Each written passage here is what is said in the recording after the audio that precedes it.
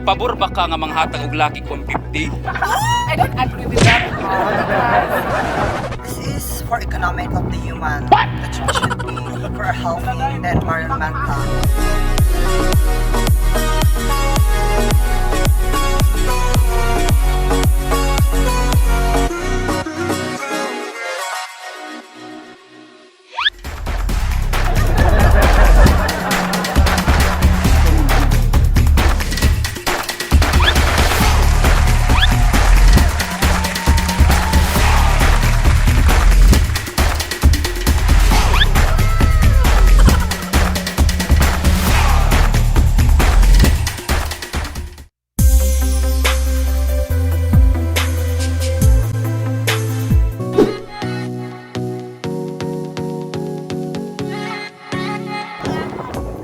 Okay, Miss Myanmar, this is your topic.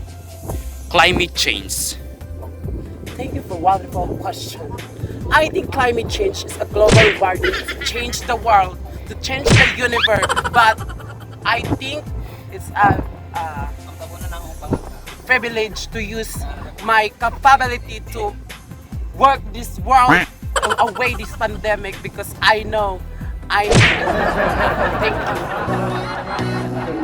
you. Let's call on the second contender, Miss Yose. Okay, this is your topic, Miss USA. Miss USA is illegal fishing. Well, thank you for a wonderful question. You know what, no? This is for economic of the human. Which should be for a healthy and environmental. But for me, please stop fishing. Stop fishing. Because you know what? This is the one of discretion of velocity of the velocity of the mental. That you first, we must be first. You will be the according to Rodrigo 130 the suggestions. You make me first. You make me happy. You look for what happened to the natures, and I will be happy. Okay, time's up, Miss USA. Okay, now we all call on to Miss Puerto Rico. This is your topic about Spratly Island. Spratly Island. I really don't know that kind of topic, but Island is one of our best view in the world. The most relevant that we are care to our environment. We should love the nature. We should preserve what we have, and we should spread the love because I think if we love the things around us, so we should give a better future, a better nation in order to build. Thank you. Okay, let's now call on the last contestants came from South Africa. Okay, this is your topic. COVID-19. Wow, what a relevant topic to talk about today. COVID-19 is a very contagious disease that is very outrageous today, and where many people suffered and many people died. Because of COVID-19, many people lost jobs and many people have. Okay, that's so wonderful answers and different questions. How we are now heading to our. We pick up the two contestants who will move on to the finals. The first contestant,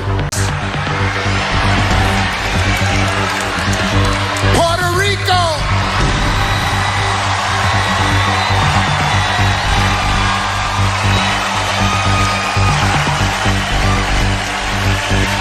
Still alive in the competition is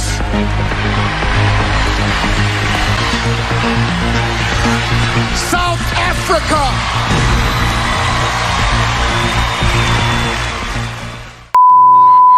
Okay, we'll now call on the first contestant to answer simple questions. Miss Puerto Rico. Bisaya lang ta kay murag Bisaya man ta.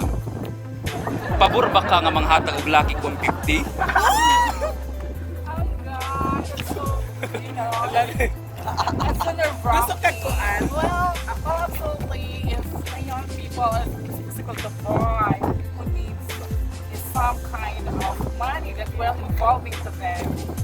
We don't need, I don't agree with that at all, because if the person who wants, if they want me to, no matter what, Pakita ma'am, 1 minute 30 seconds na. Let's now call on po Miss South Africa.